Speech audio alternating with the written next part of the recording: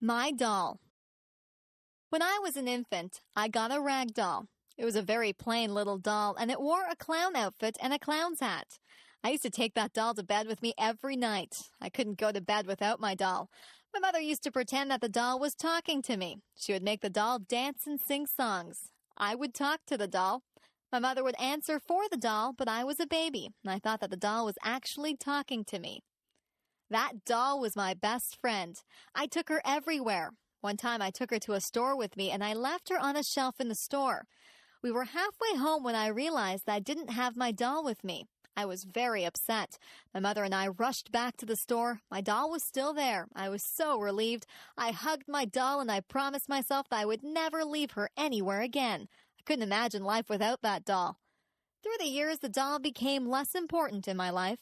I had other things to do, but the doll still sat on my bed during the day, and I still took it to bed at night.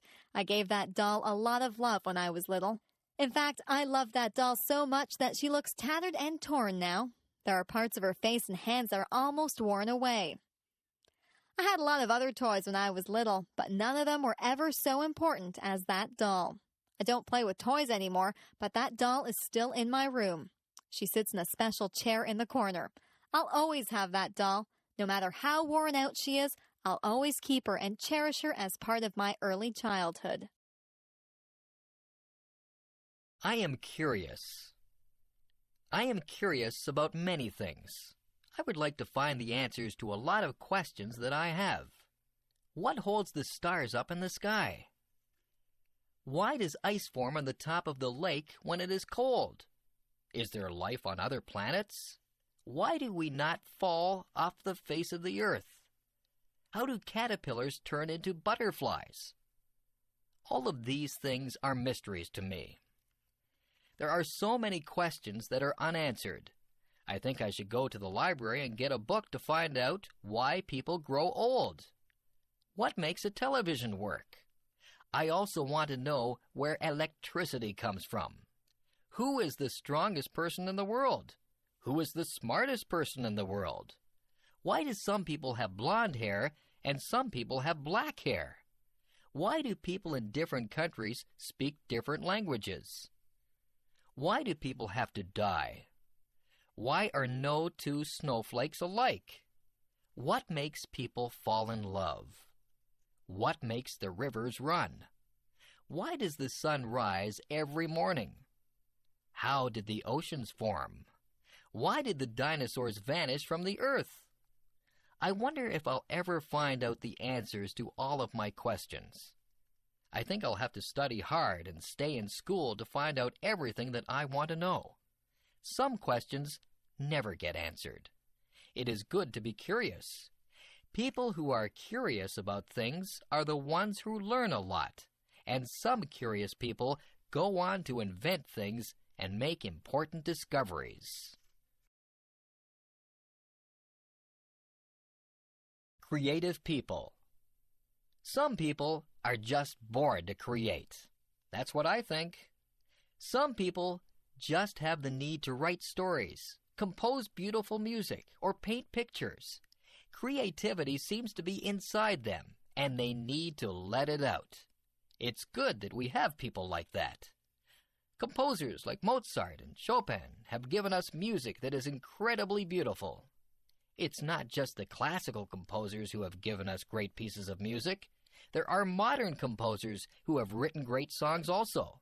Elton John is an example of someone who has composed many wonderful songs. Andrew Lloyd Webber has given us some very popular musicals like Cats and The Phantom of the Opera. There are so many talented and creative people in this world. When you visit an art gallery, you marvel at how artists are able to recreate realism or make up something that seems totally unreal, yet beautiful. The American artist Norman Rockwell painted some pictures that actually look like photographs. He tried to portray life as it was in America. Through his paintings, one can get a good sense of American life through the years. On the other hand, artists like Jackson Pollock did not portray realism. Jackson Pollock painted abstract pictures. His paintings are just as good as Norman Rockwell's, but they are entirely different. Some books that we read are classics. Mark Twain portrayed American life through his characters Tom Sawyer and Huckleberry Finn.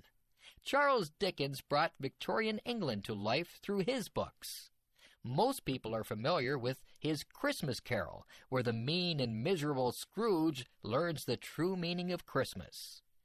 People don't have to read the classics. There are modern writers who entertain readers through their stories. Stephen King has written a number of horror stories. Some of his books have even been made into movies. We are lucky to have creative people who share their gifts with us.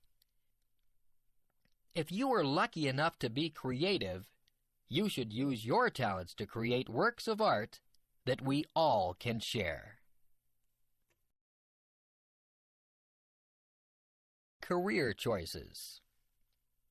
What do you want to be when you grow up? There are so many things that you can be. You might want to work in the field of law. You could be a police officer. You could be a judge or a lawyer. Maybe you'd like to work in the food industry. You could be a cook or a waitress. You might want to manage a hotel dining room. Perhaps you would want to do room service in a hotel. You could be a chef and make fancy meals for people. Maybe show business is what you'd like to be involved in. You could act in television shows or movies. You could sing or play an instrument in a band. If you like to help people, you could go into medicine. You could be a doctor or a nurse. You might be a surgeon and operate on people. There are other jobs in the field of medicine too.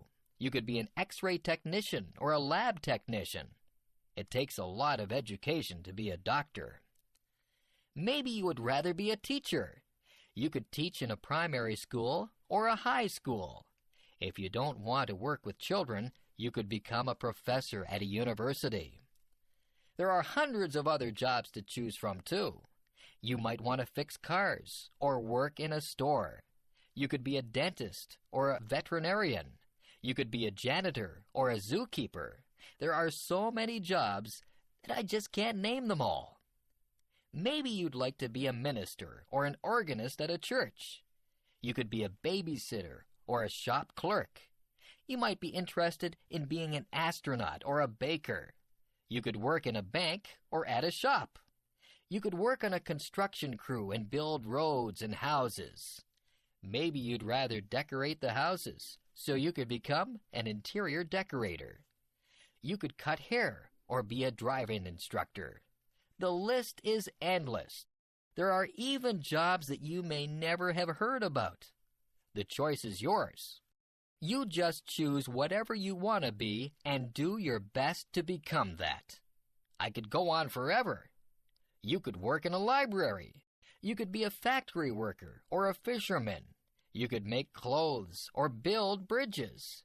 You could wash windows or be a bricklayer. The possibilities are endless. I need glasses.